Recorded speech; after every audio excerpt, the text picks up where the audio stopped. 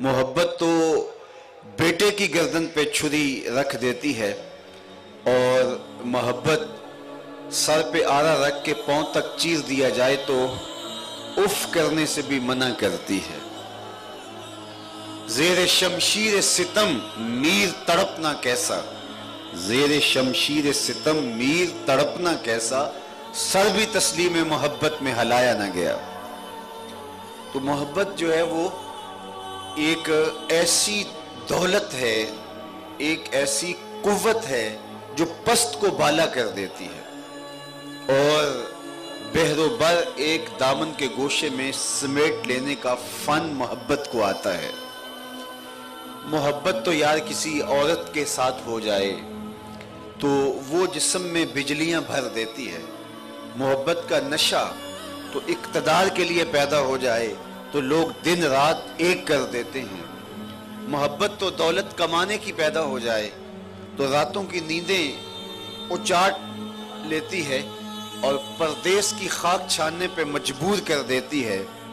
मोहब्बत तो किसी की भी हो जाए तो वो तबीयत के अंदर एक तवानाई पैदा कर देती है और अगर दिल को मोहब्बत मरकज़ मोहब्बत ज़ात रिसालत माब से हो जाए सल्लल्लाहु अलैहि वसल्लम तो फिर इसमें कितनी तवानाई होगी, इसमें कितनी ताकत होगी। जब ज़ात रिसालत माब सल्लल्लाहु अलैहि वसल्लम से मोहब्बत पैदा होती है तो फिर उहद, बदर और हनैन के हंगामे बपा होते हैं और पत्थरों और पहाड़ों से टकराने की बंदा हिम्मत पा लेता है और बहरो बर पर छा जाने का एक अज़म और इरादा उसके अंदर पैदा होता है। तो मैं और आप इस मोहब्बत के अमीन हैं। अल्लाह ने हमारे सीने में ये मोहब्बत रखी है। ये मोहब्बत कब की है हमारे सीने में? जब से ईमान है तब से मोहब्बत है और ईमान के साथ ये मोहब्बत रूह में उतरती है। ये सीखी नहीं जाती बल्कि ईमान का लाजिमा है।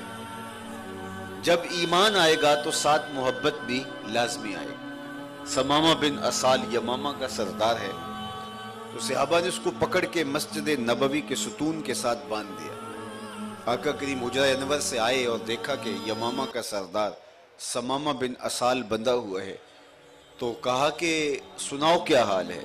तो उसने 3 बातें कही। अगर आप मुझे कत्ल करेंगे तो मैं एक खूनी शख्स हूँ, मेरा कत्ल रायगा नहीं जाएगा। अगर आप मेरे इवज़ में कोई माल लेना चाहें तो आप हुक्म करें, मैं कंगाल शख्स नहीं हूँ कि माल पेश न कर सकूँ। और अगर आप मुझे यूं ही माफ़ कर दें तो एहसान फरामोश नहीं पाओगे, ख़ानदानी शख्स बदला दूंगा। हुजूर ने कुछ नहीं कहा, तशरीफ़ ले गए। दूसरे दिन फिर आए और फिर रुके और कहा समामा क्या हाल है। तो उसने फिर यही 3 बातें कही। अगर आप मुझे कत्ल करें तो मैं खूनी शख्स हूँ, मेरा कत्ल रायगा नहीं जाएगा, मेरे कत्ल के बदले में खून की नदियाँ बहेंगी।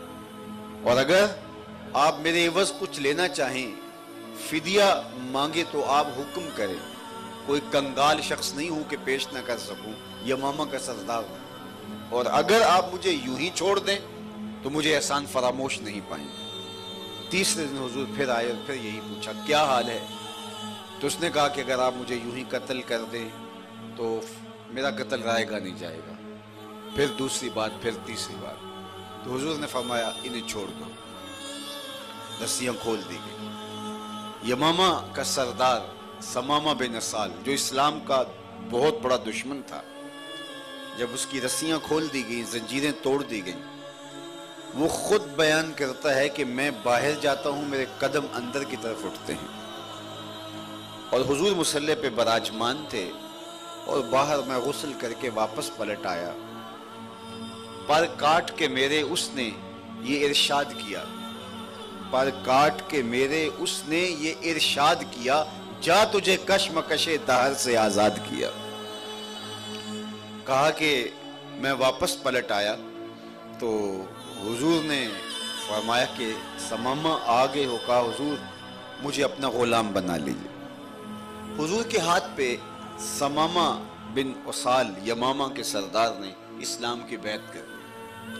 अब आपकी तवज्जो चाहूंगा कि बैत करने के बाद उसने जो पहली बात कही वो ये थी کہ حضور میری حالت تھوڑی دیر قبل یہ تھی کہ جتنے بھی دنیا کے اوپر ادیان پائے جاتے ہیں، ظاہر میں سب کو تو نہیں مانتا، لیکن سب سے اگر ناپسندیدہ دین میرے نزدیک کوئی تھا تو وہ دین اسلام تھا۔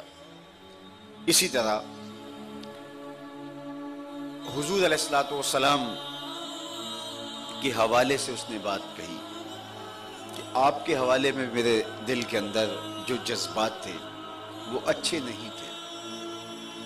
اس طرح حضور کے شہر انور شہر مدینہ کے بارے بات کی کہ دنیا کے اوپر جتنے بھی خطے ہیں، جتنی بھی بستیاں ہیں، شہر ہیں، مجھے سب سے ناپسندیدہ شہر مدینہ تھا، لیکن ابھی آپ کا کلمہ پڑھا ہے تو میں معاً اپنے دل کی طرف پلٹ کے دیکھا ہے تو مجھے اتنا سونا شہر کوئی نظر ہی نہیں آتا، جنہوں ویکھ کے اکھیاں ٹھر دیاں نے، جنہوں ویکھ کے ٹھردا سینہ ہے، ربا تیری ساری خدائی وچوں بس ایکو شہر مدینہ ہے۔ اور جتنے بھی دنیا کے اوپر مذاہب ادیان پائے جاتے ہیں، سب سے پیارا دین اگر مجھے لگتا ہے تو وہ دین اسلام، اور یہی بات اس نے حضور کے چہرہ انور کے بارے میں کہی۔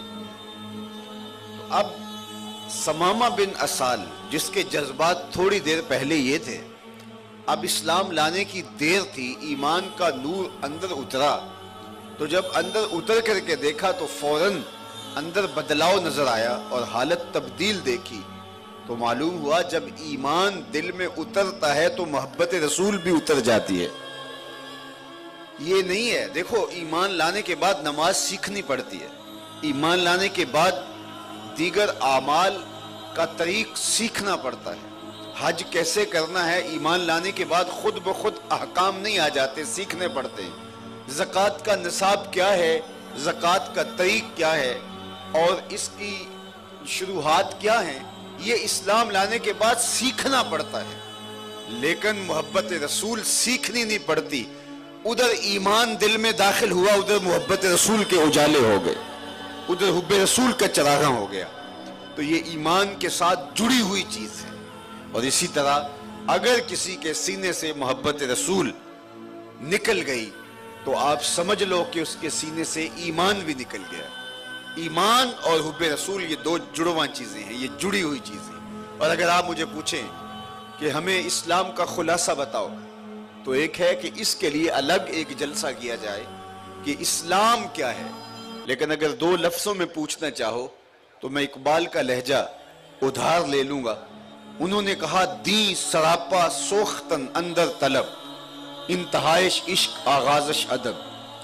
طلب محبوب میں تڑپنے کا نام دین ہے، ادب سے شروع ہوتا ہے عشق پہ ختم ہو جاتا ہے۔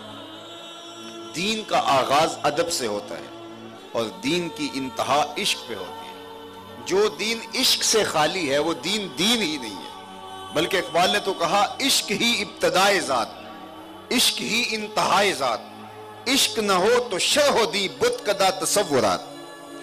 ہم کعبے کے سامنے کھڑے ہو کے سجدہ ریز ہوتے ہیں اور ایک کافر بھی بت کے سامنے سجدہ کرتا ہے، یہ درمیان میں رشتہ عشق نکال دیا جائے تو کیا فرق باقی بچے گا؟ اس لیے ہمارا ربط اور رشتہ جو رب سے عشق کا ہے، اس کے رسول سے محبت کا ہے، وہ ہمیں ممتاز کرتا ہے، ورنہ دین محض رسمیں رہ جائے، دین کے پلے کچھ بھی نہ رہے اگر وہ رشتہ محبت نہ ہو۔ اقبال جب سارے امور طے کر لیتا ہے عقل و خرد کے تو بارگاہ ازدی میں عرض گزار ہوتا ہے عطا اسلاف کا جذب دروں کر